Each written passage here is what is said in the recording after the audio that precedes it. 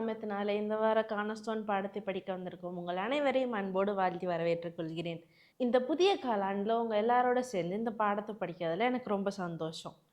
இந்த வாரம் நம்ம பாடத்தை படிக்க போகிறோம். பாடத்துக்குள்ளே போகிறதுக்கு முன்னாடி தலைகளை தாழ்த்தி ஜெபம் செய்வோம்.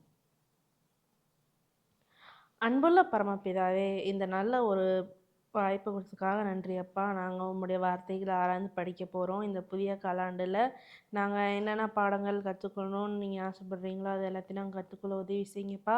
நாங்கள் படிக்கிற பாடங்களை ஞாபகம் வச்சுக்க உதவி செய்யுங்க. இயேசு மூலம் கெஞ்சிக்கிறோம் ஜீவனுள்ள பரமபிதாவே, ஆமீன். இந்த வார பாடத்துக்கான தலைப்பு அன்பு பொறுமையுள்ளது. இந்த வார பாடத்துக்கான மைய வசனம் 1 கொரிந்தியர் 13வது அதிகாரம் 12வது வசனம். 1 கொரிந்தியர் 13:12.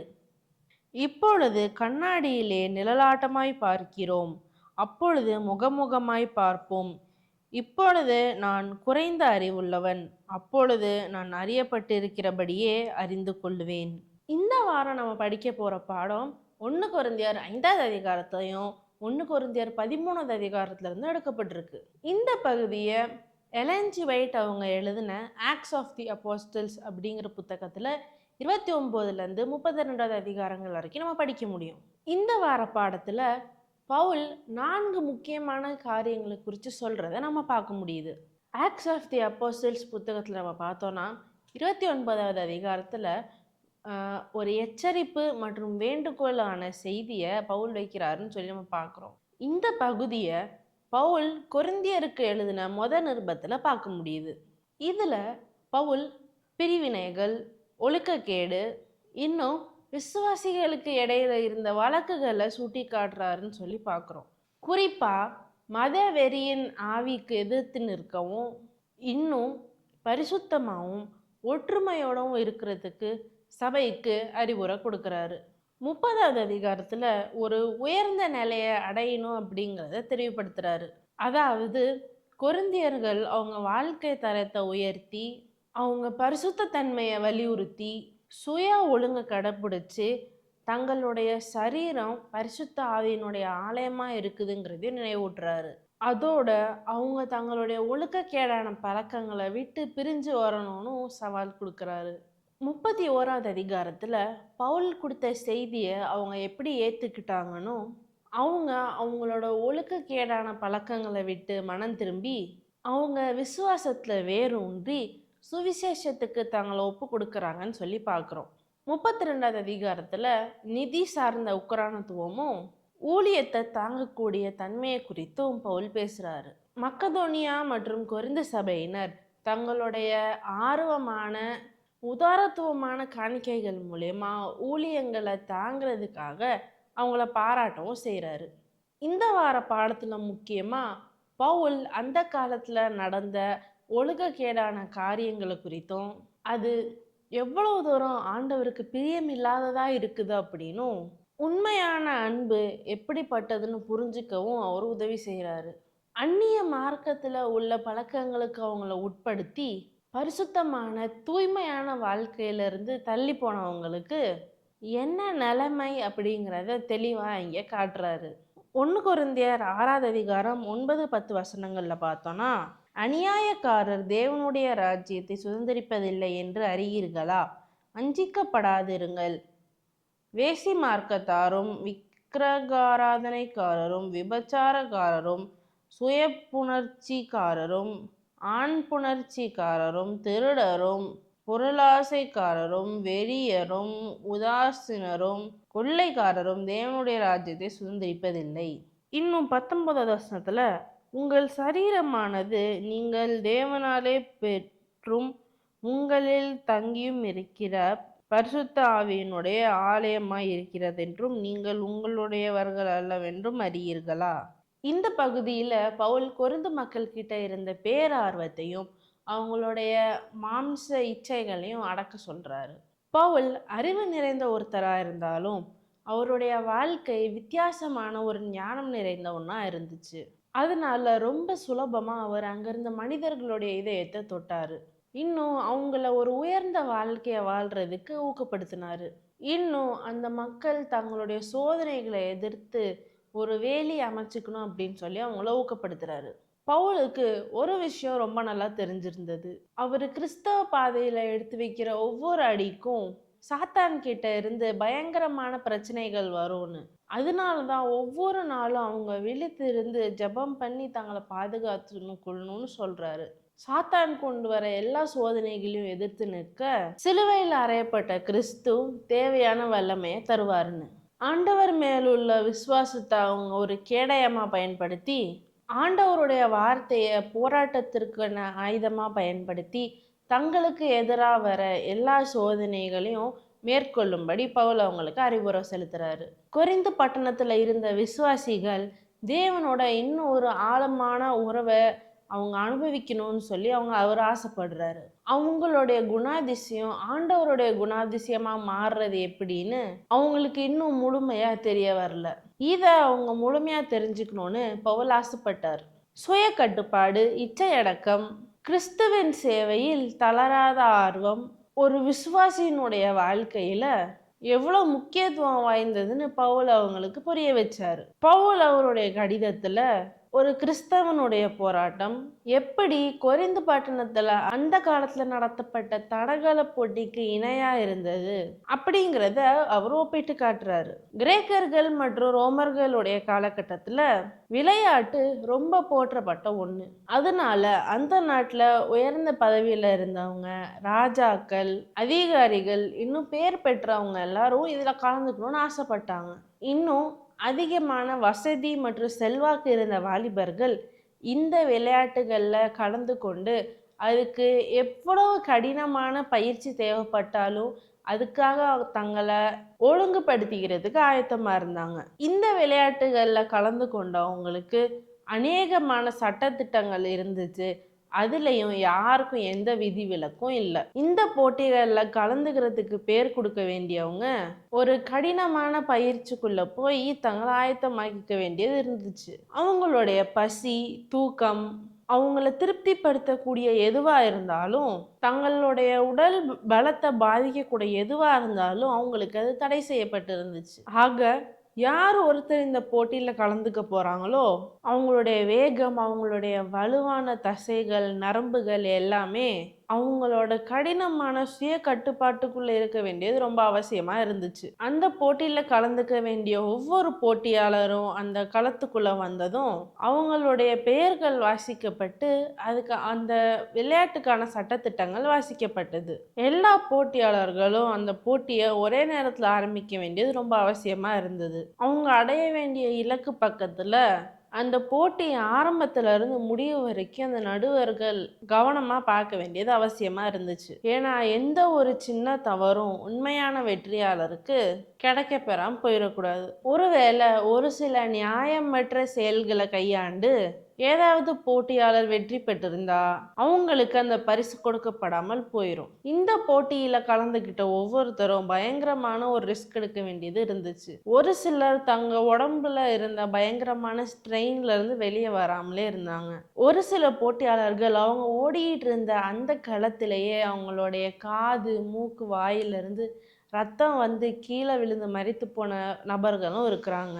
ஆனா இந்த ஒரு வெற்றியை பெறதுக்காக, இந்த ஒரு போட்டியில வெற்றி பெறதுக்கு அந்த நபர் எப்படிப்பட்ட ரிஸ்க் வேணாலும் எடுக்கிறதுக்கு தயாரா இருந்தாங்க. இந்த போட்டியாளர் ஒரு வழியா அந்த போட்டியில வெற்றி பெற்றா அந்த வளாகத்துல இருந்த எல்லாரும் தங்களுடைய கரதோஷத்தோட அந்த போட்டியாளனுடைய பெயரை சொல்லி அவரை வாழ்த்துவாங்க. இந்த வெற்றிக்கு அடையாளமா அந்த நடுவர் அந்த அரங்கத்துல இருக்க எல்லாரும் பார்க்க அவங்களுடைய தலையில ஒரு வெற்றியாளருக்கான கிரீடத்தை சூட்டி அவங்களுடைய வலது கையில ஒரு பனை ஓலையை கொடுப்பாங்க. அவருடைய பேரும் புகழும் அந்த நாடு முழுவதும் பரவும். அந்த வெற்றியாளருடைய பெற்றோருக்கும் ரொம்ப மதிப்பு கூடும். அதோட அவங்க இருந்த ஊருக்கும் பேரும் புகழும் வரும். இந்த ஒரு காரியத்தை பவுல் எப்படி ஆவிக்குரிய வாழ்க்கையில ஒப்பிடுறாருன்னா, இந்த போட்டியாளர்கள் எப்படி எல்லா கட்டுப்பாட்டோட அந்த போட்டியாளர்கள் எப்படி தங்களுடைய சரீரங்களை வளைக்கணுமோ அதை விட இன்னும் அதிகமா கிறிஸ்துவ பின்பற்ற ஒருத்தர் அந்த நபர் தங்களுடைய வாழ்க்கையில போராட்டங்கள், மாமிச பசிகள் எல்லாவற்றையும் ஆண்டவருடைய சித்தத்துக்கு உட்பட்டு கட்டுக்குள்ள கொண்டு வர வேண்டியது அவசியமா இருக்குது. இந்த உலகத்துல அவங்க பார்க்குற களியாட்டங்கள், சுகபோகங்கள் இதெல்லாம் அவங்களுடைய பார்வையை அவங்க இலக்க விட்டு திசை திருப்பக்கூடாது. அவங்களுடைய பழக்க வழக்கங்கள், அவங்களுடைய ஆசைகள் எல்லாமே கடினமான ஒழுங்கின் கீழ் கொண்டு வரப்படணும். இதெல்லாம் செஞ்சு முடிச்சதுக்கு அப்புறம் கிறிஸ்துவ பின்பற்றுற ஒருத்தர் அவரோட முழு பலத்தையும் அந்த ஓட்டத்துல வெற்றி பெறுறதுக்கு செலுத்தணும். ஒரு பந்தய வீரர் அவருடைய இலக்கு பக்கத்துல வரும்போது அவருடைய வேகமும் முயற்சியும் குறைவுபடாம இருக்க இன்னும் அதிகமா கவனம் செலுத்த வேண்டியது அவசியமா இருக்குது. அதே மாதிரி கிறிஸ்துவை பின்பற்றுற ஒவ்வொருத்தரும் அவருடைய இலக்கை அடைய நெருங்கும் போது இன்னும் முழு மூச்சா அந்த இலக்கை அடைய முயற்சி செய்யணும். இந்த உலகம் தரக்கூடிய அழியக்கூடிய அந்த விருது ஒரு போட்டியாளரை இவ்வளவு தூரம் கட்டுப்பாடோட இருக்க வைக்குதுன்னா, ஆண்டவர் கொடுக்க போற வாடாத அந்த கிரீடம் ஒவ்வொரு விசுவாசியும் பெற்றுக்கொள்றதுக்கு இன்னும் எவ்வளவு ஜாக்கிரதை உள்ளவர்களா இருக்கணும். எபிரேயர் 12வது அதிகாரம் 1-2 வசனங்கள்ல, ஆகையால் மேகம் போன்ற இத்தனை திரளான சாட்சிகள் நம்மை சூழ்ந்து கொண்டிருக்க, பாரமான யாவற்றையும் நம்மை சுற்றி நெருங்கி நிற்கிற பாவத்தையும் தள்ளிவிட்டு விசுவாசத்தை துவக்குகிறவரும் முடிக்கிறவருமாய் இருக்கிற இயேசுவை நோக்கி நமக்கு நியமித்திருக்கிற ஓட்டத்தில் பொறுமையோட ஓடக்கடவோம். அவர் தமக்கு முன் வைத்திருந்த சந்தோஷத்தை பொருட்டு அவமானத்தை எண்ணாமல் சிலுவையை சகித்து தேவனுடைய சிங்காசனத்தின் வலது பாரிசத்தில் வீற்றிருக்கிறார். இந்த வசனத்தின் பிரகாரம் நம்மளுடைய வாழ்க்கையில நம்ம எல்லாத்தையும் விட்டுட்டு நம்மளுடைய இலக்கை நோக்கி ஓட வேண்டியது ரொம்ப அவசியமா இருக்குது. ஆசையோட அனுபவிக்கிற ஒரு பாவம் ஒரு மனிதனோட குணாதிசயத்தை கீழே தள்ளி தன்னுடைய ஓட்டத்தை வெற்றிகரமா முடிக்காம இருக்கிறதுக்கு போதுமானதா இருக்குது. மார்க்கு 9வது அதிகாரம் 43-45 வசனங்கள் சொல்லுது, உன் கை உனக்கு இடறல் உண்டாக்கினால் அதை தரித்து போடு. நீ 2 கைகளுடையவனாய் அவியாத அக்கினியுள்ள நரகத்திலே போவதை பார்க்கிலும் ஊனனாய் ஜீவனுக்குள் பிரவேசிப்பது உனக்கு நலமாயிருக்கும். அங்கே அவர்கள் புழு சாவாமலும் அக்கினி அவியாமலும் இருக்கும். உன் கால் உனக்கு இடறல் உண்டாக்கினால் அதை தரித்து போடு. 2 கால்கள் உடையவனாய் அவியாத அக்கினியுள்ள நரகத்திலே தள்ளப்படுவதை பார்க்கிலும் பானியாய் ஜீவனுக்குள் பிரவேசிப்பது உனக்கு நலமாயிருக்கும். ஒருவருடைய சரீரத்தை காப்பாற்ற தன்னுடைய கையையோ காலையோ கண்ணையோ இழக்கிறது எவ்வளவு நலமானது அப்படின்னு சொல்லப்படுதோ அதை விட அதிகமா ஒரு ஆத்துமா அழியாம இருக்கிறதுக்கு ஒரு மனிதன் அவனுடைய பாவத்தை இழக்க ஆயத்தமா இருக்கணும். இந்த போட்டியில பங்கேற்ற போட்டியாளர்கள் எவ்வளவுதான் அவங்களோட முயற்சியை செலுத்தி அதுல பங்கு பெற்றாலும் அந்த போட்டிகள்ல வெற்றி பெறது என்னமோ ஒருத்தர் மட்டும்தான். 1 கொரிந்தியர் 9வது அதிகாரம் 24வது வசனம் சொல்லுது, பந்தய சாலையில் ஓடுகிறவர்கள் எல்லோரும் ஓடுவார்கள், ஆகிலும் ஒருவனே பந்தயத்தை பெறுவான் என்று அறியீர்களா? நீங்கள் பெற்றுக்கொள்ளத்தக்கதாக ஓடுங்கள். இந்த வசனம் சொல்லுது, பந்தயத்துல பங்கு பெறுற ஒவ்வொருத்தரும் வெற்றி பெற முடியாது. அது இந்த உலக பிரகாரமான போட்டியில சரியா இருக்கலாம். ஆனா விசுவாச ஓட்டத்துல ஓடுற ஒவ்வொருத்தரும் கண்டிப்பா ஆண்டவருடைய கிருபையும் அவர் மேல உள்ள விசுவாசமும் இன்னும் முக்கியமா பாவமற்ற ஒரு வாழ்க்கையும் கை கொண்டா அந்த அழியாத ஜீவ கிரீடத்தை கண்டிப்பா எல்லாரும் பெற்றுக்கொள்ளலாம். இந்த பாடத்துல முக்கியமா ஒருத்தருடைய ஒழுக்கத்தன்மை அவருடைய சுய கட்டுப்பாடோட இந்த ஓட்டத்தை முடிக்க அவசியம் அப்படிங்கிறத தெளிவுபடுத்துது. இந்த காலத்துல வாழ்ற ஒவ்வொரு வாலிபர்களுக்கும் இந்த ஒழுக்கக்கேடு அல்லது ஒழுக்கமான வாழ்க்கை அப்படிங்கிறது ஒரு ஆத்மாவை பாதாளத்துக்கு கொண்டு போறதுக்கு ரொம்ப ஈஸியா பயன்படுத்தப்படுது. என்னதான் ஒருத்தருடைய கல்வி, சமுதாயத்தில் அவங்களுடைய நிலை, அவங்களுடைய கலாச்சாரம் இதெல்லாம் ஒரு கட்டுப்பாடுன்னு சொல்லியிருந்தாலும் யாரு வேணாலும் எப்படி வேணாலும் வாழலாம் அப்படிங்கிற ஒரு நிலைமை தான் இன்னைக்கு நம்ம பார்க்குறோம். அதுவும் முக்கியமா வாலிப வயதுல இருக்கிற ஒரு ஆணுக்கும் பெண்ணுக்கும் இடையில இருக்கிற ஒரு உறவானது தேவனுக்கு பிரியமில்லாத வழியில போயிட்டு இருக்கதை நம்ம பார்க்குறோம். நம்மளுடைய வேதத்துல ஒரு சில வசனங்களை பார்க்கலாம். ஆதியாகமம் 24வது அதிகாரம் 67வது வசனம், அப்பொழுது ஈசாக்கு ரெபேக்காளை தன் தாய் சாராளுடைய கூடாரத்துக்கு அழைத்து கொண்டு போய் அவளை தனக்கு மனைவியாக்கி கொண்டு அவளை நேசித்தான். ஈசாக்கு தன் தாய்க்காக கொண்டிருந்த துக்கம் நீங்கி ஆறுதல் அடைந்தான். ஆதியாகமம் 29:20. அந்தபடியே யாக்கோபு ராகேலுக்காக 7 வருஷம் வேலை செய்தான். அவள் பேரில் இருந்த பிரியத்தினாலே அந்த வருஷங்கள் அவனுக்கு கொஞ்ச நாளாக தோன்றினது. இந்த 2 பகுதிகளை நம்ம வாசிக்கும் போது எப்படி ஈசாக்கும் யாக்கோபும் தங்களுடைய வாழ்க்கையில பொறுத்து இருந்தாங்கன்னு நம்ம பார்க்க முடியுது.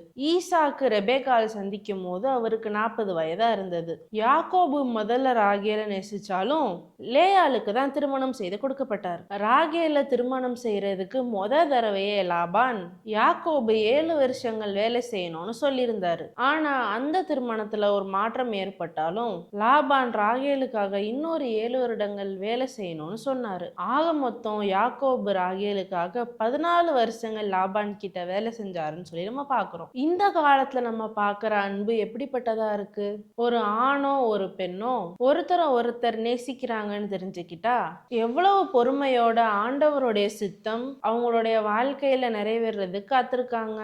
உண்மையான அன்பு பொறுமையுள்ளதா இருக்குது அப்படின்னு பார்க்கிறோம். அதுக்கு ரொம்ப தெளிவா இந்த 2 வசனங்கள் நமக்கு சொல்லுச்சு. ஆனா இந்த காலத்துல நம்ம பார்க்கிற அன்பு ஒரு பொறுமையற்ற ஒன்றா இருக்குதுங்கிறத நம்ம பார்க்கிறோம். அதனாலதான் இந்த சமுதாயத்துல அநேக சீர்கேடுகள், அநேக ஒழுக்கக்கேடுகள், அநேக குற்றங்கள் நடக்குது அப்படிங்கிறதையும் பார்க்கிறோம். உண்மையிலேயே ஆண்டவருக்கு ஏற்ற ஒரு வாழ்க்கைய வாழ்ற விசுவாசியா இருக்கிற ஒவ்வொரு வாலிப பிள்ளையும் கண்டிப்பா இந்த பொறுமையோட இருக்க முடியுமா? முடியாதா? இப்ப இருக்கிற காலகட்டத்துல அன்பு அல்லது லவ் அப்படிங்கிறது ஒரு ஃபீலிங் அல்லது ஒரு எமோஷன் அப்படின்னு தான் நம்ம எல்லாரும் நினைக்கிறோம். ஆனா ஈசாக்கினுடைய வாழ்க்கையிலையும் யாக்கோபினுடைய வாழ்க்கையிலையும் நம்ம பார்க்கும்போது அன்பு அப்படிங்கிறது ஒரு செயல்பாடு அப்படிங்கிறத நம்ம பார்க்குறோம். அன்புங்கிறது ஒரு ஆக்ஷன், அதாவது செயல்பாடு அப்படின்னு சொல்லி பார்க்குறோம். இந்த காலகட்டத்தில் சாத்தான் ரொம்ப சுலபமா வாலிபர்களை கீழே தள்ளி விலை செய்யறான் அப்படின்னு சொல்லி பார்க்குறோம். இந்த காலகட்டங்களில் சாத்தான் வாலிபர்களை இந்த ஒரு விஷயத்துல ஈஸியாக விலத்தள்ளிடுறான் அப்படின்னு சொல்லி நம்ம பார்க்குறோம். அப்போது லவ், அதாவது அன்பு அப்படிங்கிற எந்த ஒரு காரியத்தில் ஆண்டவரை விசுவாசிக்கிற பிள்ளைகளும் அவரை தெரியாத பிள்ளைகளும் ஒரே மாதிரி நடந்துக்கிறது எப்படிப்பட்ட ஒரு விஷயமா இருக்கும் அப்படிங்கிறத யோசிச்சு பாருங்க. வாலிப வயதில் ஒவ்வொரு பிள்ளையும் ஆண்டவருக்காக அவங்களுடைய வாழ்க்கையை பரிசுத்தமாக காத்துக்கொள்ள வேண்டியது ரொம்ப அவசியமா இருக்குது. அதனால தான் சங்கீதக்காரன் சங்கீதம் 51:10